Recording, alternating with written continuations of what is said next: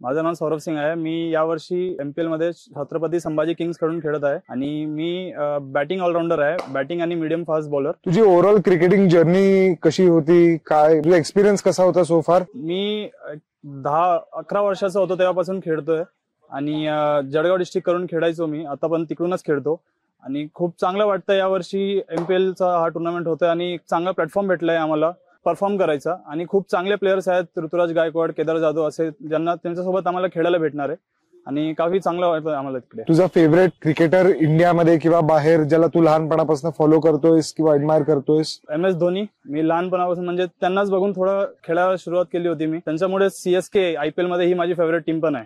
Overall काय strategy आहे, planning कसं आहे MPL 2024 साठी? आता एम ठरवून आम्ही थोडं प्रॅक्टिस करतोय। चॅम्पियनशिप ही आमच्यासाठी मेन आहे यावर्षी आणि त्याच्यासोबतच आम्ही टीम बॉन्डिंग आणि टीम सेशन ज्या झाले आमच्या, ते काफी म्हणजे चांगलं एक होतंय आमच्यासोबत। Thank you for your time. Thank you sir.